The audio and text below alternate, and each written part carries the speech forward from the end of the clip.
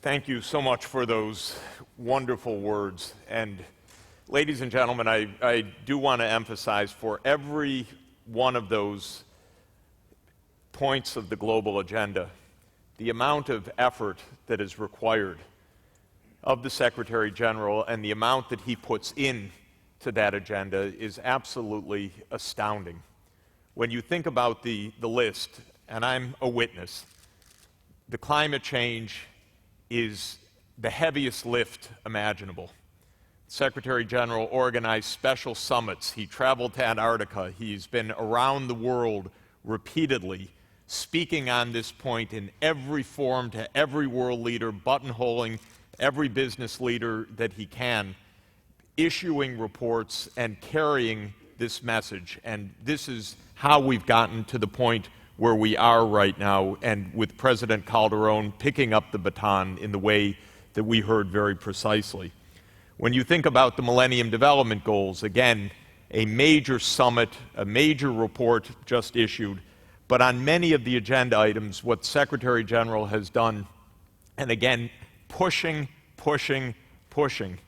on the food security to get the commitments of the G8 leaders in L'Aquila last summer to say that, yes, an agenda item which for 25 years wasn't on the agenda is now back front and center.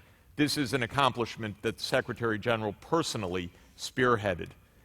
The measles initiative, we'll have Ann Veneman in just a moment. She's been a great leader in this, but Secretary General has personally taken this responsibility, and we're going to see the same results on malaria, also because of the personal commitment to drive very specific international objectives, including what's happened in the last 18 months, 200 million long-lasting insecticide-treated bed nets distributed under the Secretary General's program for comprehensive malaria control.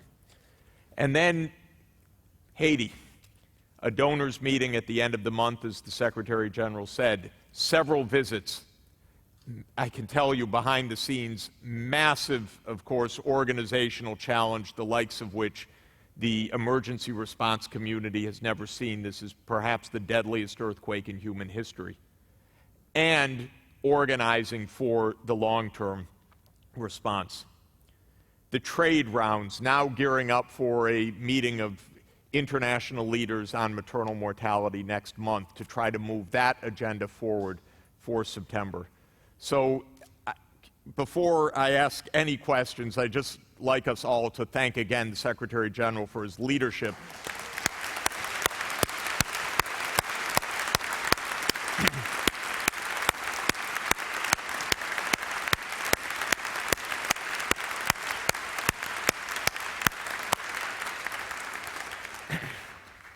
SG, which is how we call him. I think the one overarching question I'd just like your reflection on, because I know it's not a question with an easy answer, but it is the question that you have exemplified in all of these cases. The commitments are there, and the challenge in our world right now, because of all the hard work that you've led and that many have led to define what can be done, and to have reached Glen Eagles, or to have reached the Malaria Control Initiative, or to get the L'Aquila commitment, or to get the $100 billion a year commitment, the words are now there. And yet, shepherding 192 countries to follow through on the words is probably the greatest burden that you carry day to day. And I wonder if there are, first of all, ways we can help you on that, because you have here adoring followers and fans, all committed to these goals.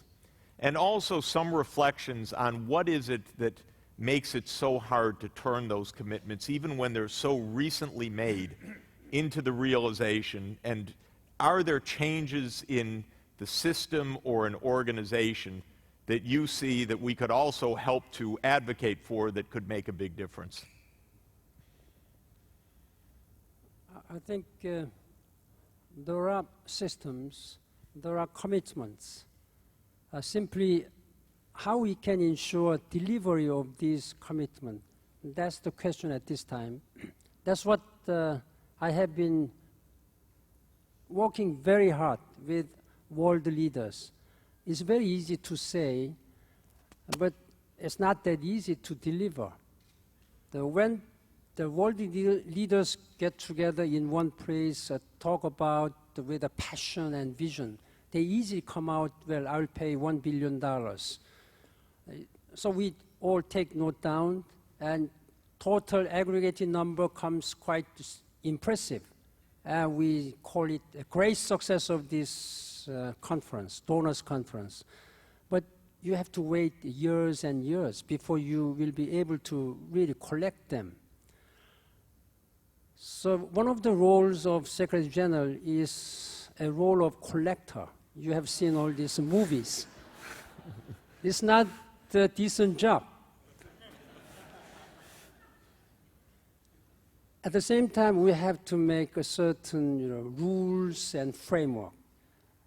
Even during this climate change and also financial and economic crisis, the leaders took quite swift action. I think mostly they were pressured by domestic politics, and they have taken very swift domestic measures to stimulate the economy. That's what I have been telling you. Now that we are suffering, most of the people are suffering from this abject poverty, we have to mobilize all these resources to help them. That's not an easy job. On climate change, there was a heightened expectations and momentum was created in Copenhagen. But somehow, we were not able to reach the final stage to agree to a binding treaty. But without this binding treaty, if we leave it to national initiatives, then there is no such accountability.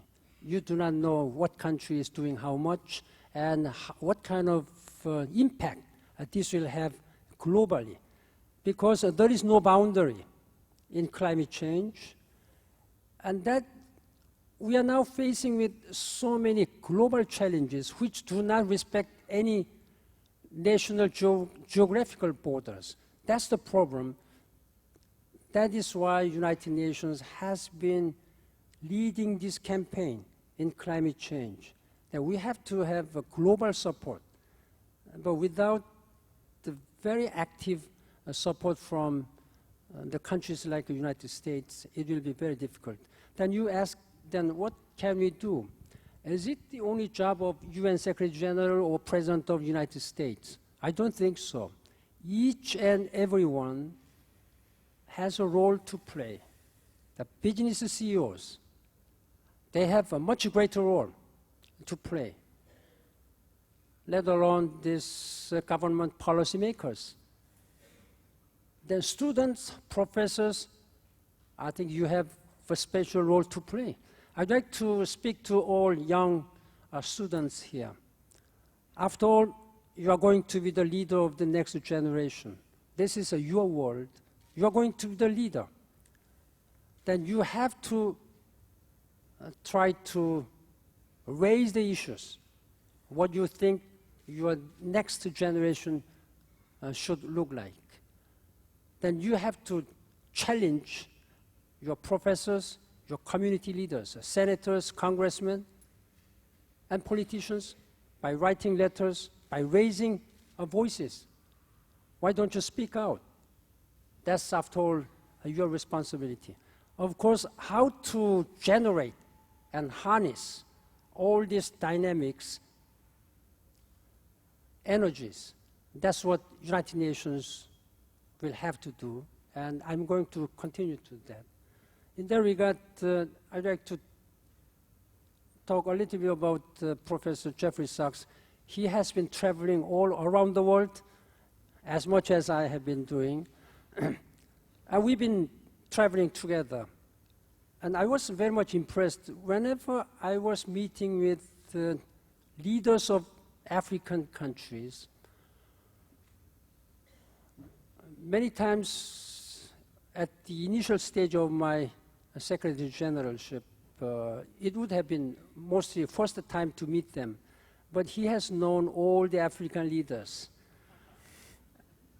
And I was very much impressed. So traveling with him was the way to enhance my authority and prestige as Secretary General.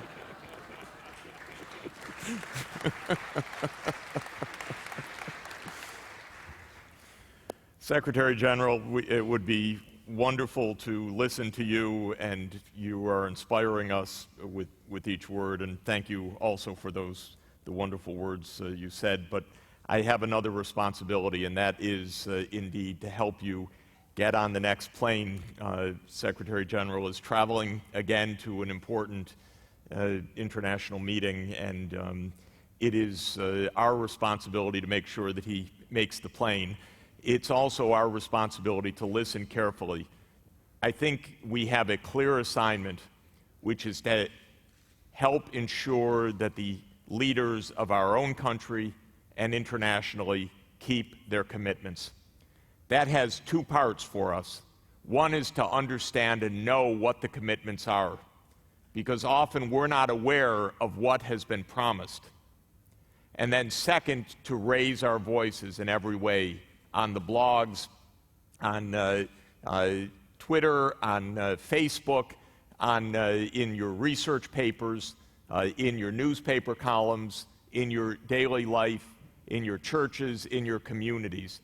The commitments are there. Learn about them, know about them, see how the world can change. Let's support the Secretary General. He's carrying an incredible load. Let's help to make sure that that load is carried by all of us and carried successfully. Please join me in thanking the Secretary General. Wonderful. Safe travels. Thanks so much. Thank you.